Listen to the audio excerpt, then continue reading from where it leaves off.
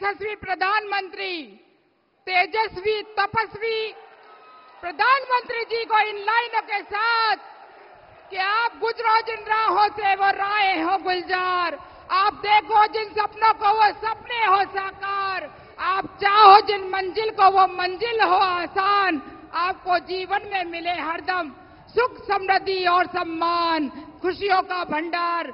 माननीय मोदी जी आपके बीच में हैं। मोदी जी को जय श्री राम, मोदी जी को जय श्री राम। अरे उनको रोकिए मत, उनका इतना उत्साह है।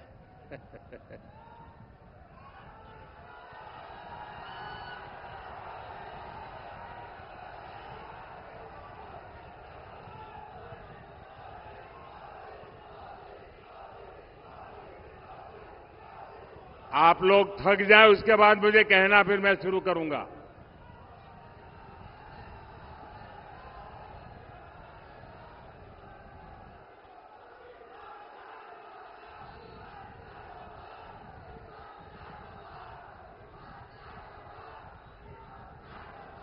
अब मैं शुरू करूं? अब मैं शुरू करूं?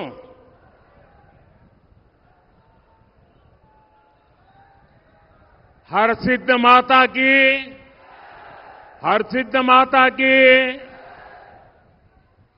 भारत माता की, भारत माता की।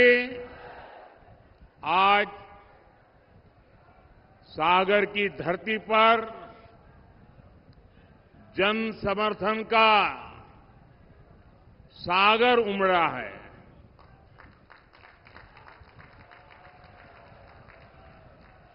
पिछली बार आपने यहां से भाजपा को रिकॉर्ड वोटों से जिताया था।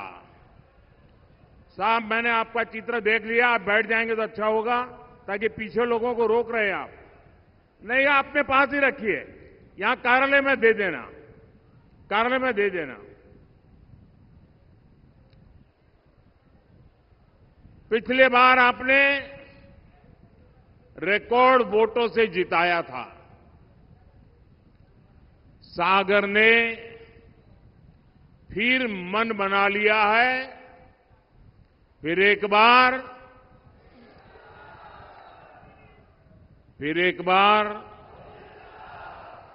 जरा मैं इधर पूछूं, फिर एक बार। साथियों, देश के विकास के लिए एक स्थिर और मजबूत सरकार कितनी जरूरी होती है, ये मध्य प्रदेश और सागर के लोग बहुत अच्छे से जानते हैं। विकास तब होता है जब सही नीतियां हो, सही विजन हो। इसलिए देश हो या मध्य प्रदेश, विकास तभी आया जब कांग्रेस गई और भाजपा आई।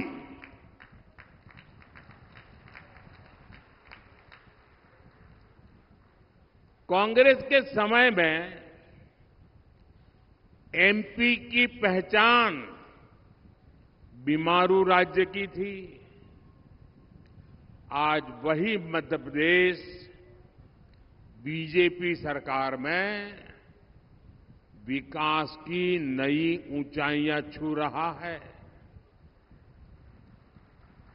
साथियों, मध्य प्रदेश में केन बेतवा लिंक परियोजना का ऐतिहासिक काम शुरू हो गया है। सिंचाई के लिए बंडा बृहद सिंचाई परियोजना का काम भी बीजेपी सरकार ने करवाया है। मध्य प्रदेश में अच्छे हाईवे का पूरा नेटवर्क बनाया जा रहा है।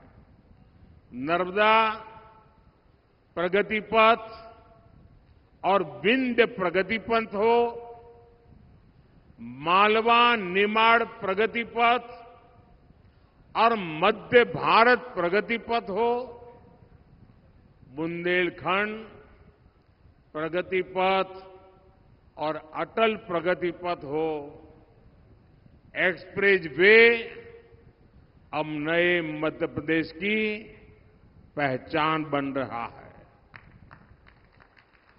यहां ललितपुर सागर लखनादौन नेशनल हाईवे का निर्माण भी हुआ है। केंद्र सरकार ने एमपी को 350 से ज्यादा रेल परियोजनाओं की सौगात भी दी है। सागर में मेडिकल कॉलेज और अस्पताल भी बनवाए हैं। 50,000 करोड़ रुपए की लागत से बीना रिफाइनरी में पेट्रोकेमिकल कॉम्प्लेक्स का निर्माण भी शुरू हो चुका है। यानी इंफ्रास्ट्रक्चर, स्वास्थ्य, शिक्षा और सुरक्षा की जो जरूरतें थी, सभी दिशाओं में एक साथ काम करते हुए आपकी अपेक्षाएं पूरी हो रही है। और इससे इस क्षेत्र में उद्योगों के लिए नए रास्ते खुलेंगे। हमारे मुख्यमंत्री भाई मोहन यादव जी और उनकी पूरी टीम इस दिशा में दिन रात काम कर रही है। साथियों, यहां इतनी बड़ी संख्या में माताएं बहनें भी आई हैं। गरीब के इस बेटे ने हमेशा आपकी चिंता की है। कोरोना का इतना बड़ा संकट आया, मोदी ने ये सुनिश्चित किया कि आपकी रसोई में कभी राशन की कमी न होने पाए। आज भी देश की करोड़ों रसोइयों में पीएम गरीब कल्याण अन्न योजना का अनाज पकता है। मैं अपनी माताओं और बहनों को ये गारंटी दे रहा हूं कि आपको अगले 5 वर्ष तक राशन की चिंता करने की कोई जरूरत नहीं है।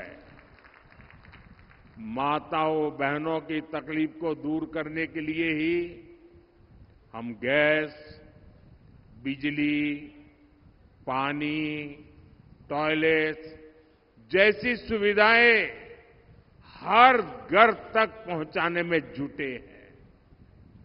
मोदी ने स्वयं सहायता समूहों की 3 करोड़ महिलाओं को लखपति दीदी बनाने का भी संकल्प लिया है।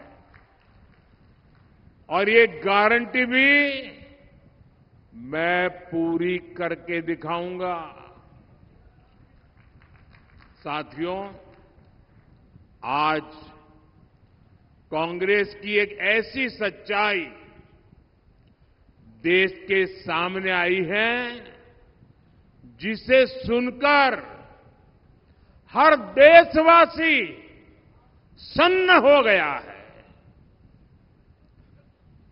हमारा संविधान साफ साफ मना करता है कि किसी को भी धर्म के आधार पर आरक्षण नहीं दिया जाएगा। खुद बाबा साहब आंबेडकर भी धर्म के आधार पर आरक्षण के खिलाफ थे, लेकिन कांग्रेस ने बरसों पहले ही धर्म के आधार पर आरक्षण का खतरनाक संकल्प लिया था। वो साल दर साल अपने इस संकल्प को पूरा करने के लिए भांति भांति के हथकंडे अपना रहे हैं। देशवासियों की आंखों में धूल झोंक करके ये अपना खेल खेल रहे हैं।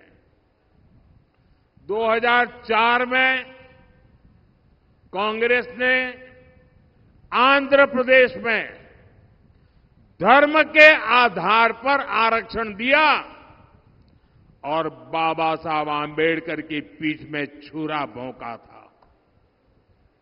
संविधान के पीठ में छुरा भोंका था। फिर 2009 का चुनाव हो या फिर 2014 का चुनाव, अपने घोषणा पत्र में दोनों बार कांग्रेस ने धर्म के आधार पर आरक्षण का वादा किया। कांग्रेस की तैयारी है कि एससी, एसटी, ओबीसी का 15% कोटा काट दिया जाए और फिर धर्म के आधार पर आरक्षण लागू हो। पिछली बार कर्नाटका में जब कांग्रेस की सरकार थी तो उसने धर्म के आधार पर रिजर्वेशन दिया था। जब बीजेपी सरकार में आई तो हमने बाबा साहब के प्रति समर्पण भाव से भारत के संविधान की पवित्रता का सम्मान करते हुए हमने फैसला लिया कि कांग्रेस जो धर्म के आधार पर आरक्षण करके गई है उसको हम एक दिन रहने नहीं देंगे और हमने उसको खत्म कर दिया। अब एक बार फिर कर्नाटका में कांग्रेस ने धर्म के आधार पर आरक्षण दे दिया है और इसके लिए उन्होंने पिछले दरवाजे से गैर कानूनी तरीके से एक चालाकी की है। ओबीसी समाज की आंख में धूल झोंकने का गुनाहित कृत्य किया है और इसके लिए उसने मुसलमान की सभी जातियों को एक ही कागज निकालकर सबको ओबीसी कोटा में डाल दिया। कांग्रेस इन सबको ओबीसी कोटा में डाल करके ओबीसी को जो हक मिलता था उसका बहुत बड़ा हिस्सा उसने छीन लिया और धर्म के आधार पर दे दिया। कांग्रेस यही फॉर्मूला पूरे देश में लागू करना चाहती है। आप मुझे बताइए, क्या ये लागू देना चाहिए? क्या इसको रोकना चाहिए कि नहीं रोकना चाहिए? इनके खतरनाक मंसूबों को खत्म करना चाहिए कि नहीं करना चाहिए? पूरी ताकत से देशवासियों को जगाना चाहिए कि नहीं जगाना चाहिए? साथियों, चुनाव तो आएंगे जाएंगे, लेकिन एक खतरनाक खेल आपकी आने वाली पीढ़ियों को तबाह कर देगा। ओबीसी वर्ग की सबसे बड़ी दुश्मन है कांग्रेस, जिसने ओबीसी से उनका हक छीन लिया है। कांग्रेस ने सामाजिक न्याय की हत्या की है। कांग्रेस ने संविधान की भावना को ठोकर पहुंचाई है। कांग्रेस ने बाबा साहब का घोर अपमान किया है। साथियों, ये मुझे सवाल पूछते हैं 400 पार 400 पार क्यों? मैं जवाब देता हूं, आप जो राज्यों में हथकंडे अपना रहे हो, दलितों के, आदिवासियों के, ओबीसी के आरक्षण चोरी करने का जो खेल खेल रहे हो, उसे लूटने का खेल खेल रहे हो, आपके ये खेल बंद करने के लिए, हमेशा बंद करने के लिए, आपके मंसूबों को हमेशा हमेशा ताला लगाने के लिए मोदी को 400 पार चाहिए। मुझे दलितों के आरक्षण की रक्षा करनी है, मुझे आदिवासियों के आरक्षण की रक्षा करनी है, मुझे ओबीसी के आरक्षण की रक्षा करनी है, और मैं स्वयं उस समाज से आया हूं, इसलिए मैं आपको कहता हूं, मैं इस दर्द को जानता हूं और मैं आपको रक्षण दे करके ही रहूंगा, और इसलिए मुझे आपका साथ चाहिए। साथियों, आपको चोट पहुंचाने के लिए कांग्रेस इतने पर ही नहीं रुक रही। कांग्रेस आपकी संपत्ति भी छीनना चाहती है। कांग्रेस एक्सरे कराने वाली, एक्सरे मालूम है ना, उनके नेता बोल रहे एक्सरे करेंगे, और आपके लॉकर में क्या पड़ा है वो खोज के निकालेंगे, आपके घर में क्या पड़ा है वो खोज के निकालेंगे। अगर माताओं बहनों ने थोड़ी पूंजी बचाई होगी और अनाज के डिब्बे में रखती हैं, तो एक्सरे करके वो भी खोज के निकालेंगे। लॉकर में रखे आपके गहने हो, महिलाओं का मंगलसूत्र हो, कांग्रेस सब कुछ खोजने में लगेगी और फिर कहती है हम इसे छीन लेंगे और फिर उसको बांट देंगे। आपको ये मंजूर है क्या? जरा मुझे पूरी ताकत से बताइए, अगर मेरा विषय समझते हो तो। ये आपको मंजूर है क्या? आपके पास अगर एक घर गांव में है और एक घर आपने शहर में ले लिया, 2 घर है, तो एक घर कांग्रेस ले लेगी, कांग्रेस की सरकार ले लेगी। अगर आपके पास 2 गाड़ी है तो एक गाड़ी कांग्रेस की सरकार ले लेगी। ये उन्होंने घोषित किया है। क्या आपको ये मंजूर है क्या? ये करने देंगे क्या? आपसे ये सब कुछ छीनकर कांग्रेस अपने वोट बैंक को देना चाहती है। साथियों, इतना ही नहीं, कांग्रेस ने तो आज एक और पत्ता खोल दिया है। उनका हिडन एजेंडा बाहर आया है। आज उन्होंने कहा है इनहेरिटेंस टैक्स, यानी विरासत में भी।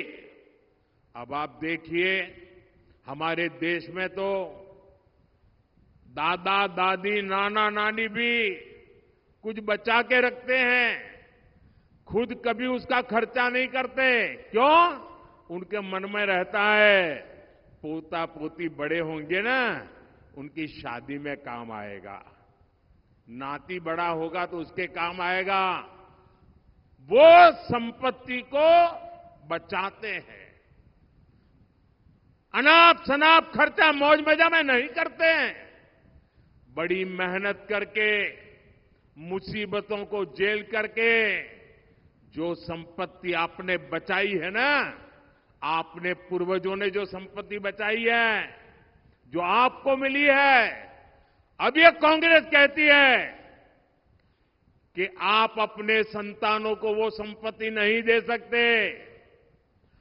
करीब करीब आधी संपत्ति कांग्रेस की सरकार बनेगी तो कानूनन आपसे लूट लेगी।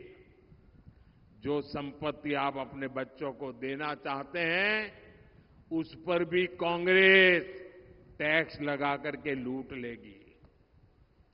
आप कल्पना कर सकते हैं, कांग्रेस भारत के सामाजिक मूल्यों, भारत के समाज की भावनाओं से कितना कट चुकी है। कांग्रेस को भारत के पारिवारिक मूल्यों तक का अंदाजा नहीं रहा है। घर के बड़े बुजुर्ग जीवन भर कुछ न कुछ जोड़ते हैं ताकि अगली पीढ़ियों को देंगे, पोती नाती को देंगे। और यही हमारे देश की परंपरा है, स्वभाव है, संस्कृति है। हम भारतीय जरूरत है के हिसाब से खर्च करते हैं, पैसे बचाने की कोशिश करते हैं। कांग्रेस पीढ़ी दर पीढ़ी चलने वाली इस बचत पर भी, इस संपत्ति पर भी उसकी नजरें हैं, लूटना चाहती है। यानी कांग्रेस का मंत्र है,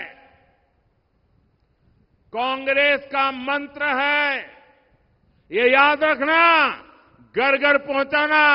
मेरी बात पहुंचाओगे घर घर? मेरी बात घर घर पहुंचाओगे?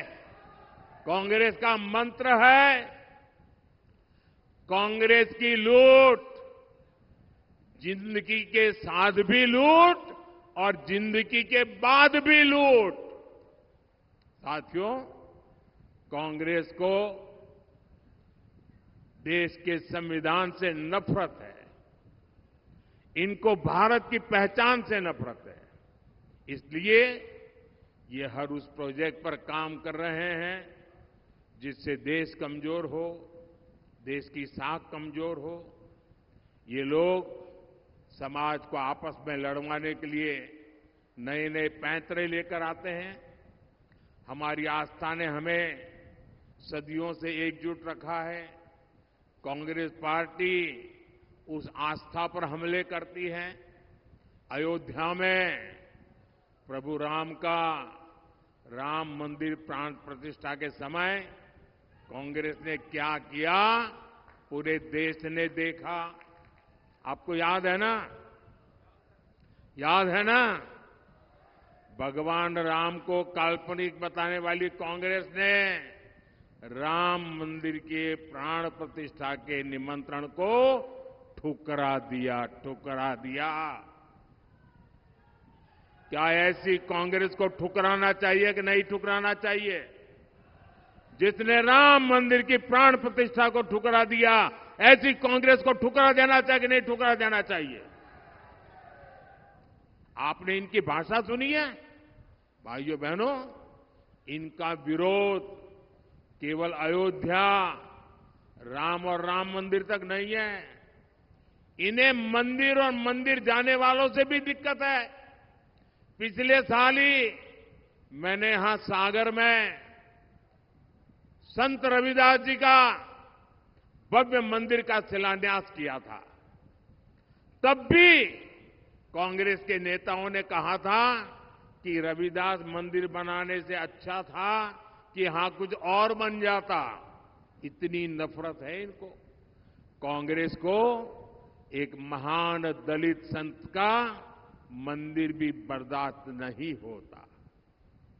ऐसी सोच वाली कांग्रेस को एमपी से दूर रखने में ही भलाई है। साथियों, 7 मई को आपके पास एक बार फिर मध्य प्रदेश के साथ साथ पूरे देश के भविष्य को संवारने का अवसर है। सागर लोकसभा से बीजेपी ने बहन लता वानखेड़े जी को उम्मीदवार बनाया है। उनको भारी मतों से जिताना है। मैं जानता हूं गर्मी बढ़ रही है। मैं ये भी जानता हूं कहीं कहीं शादी ब्याह का माहौल है। मैं भी ये भी जानता हूं कुछ लोगों को खेत में अलग अलग काम भी है।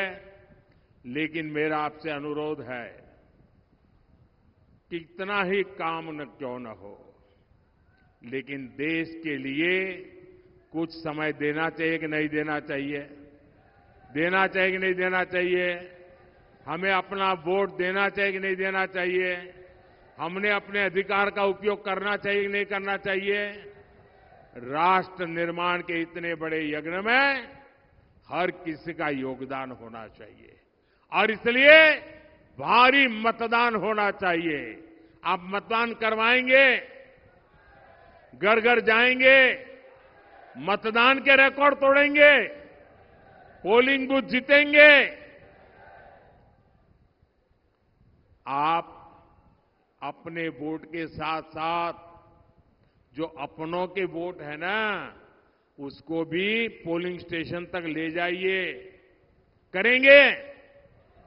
अच्छा, मेरा एक और काम करेंगे, यहां से जाकर अपने मोहल्ले, अपने गांव के हर व्यक्ति को कहिएगा कि मोदी ने उनको प्रणाम कहा है। मेरा प्रणाम पहुंचा दोगे? बोलिए भारत माता की, भारत माता की, भारत माता की। बहुत बहुत धन्यवाद। मोदी मोदी मोदी, फिर एक बार मोदी सरकार। मैं आमंत्रित कर रही हूं क्षेत्रीय विधायक आदरणीय श्री प्रदीप लारिया जी को, हमारे विश्व के नेता, सबसे बड़े नेता जिनका उद्बोधन सुना, मंच पर उपस्थित हमारे मुख्यमंत्री जी, अनेक कार्यकर्ता बंधुओं का आज आभार व्यक्त करने के लिए प्रदीप लारिया जी। देश के यशस्वी प्रधानमंत्री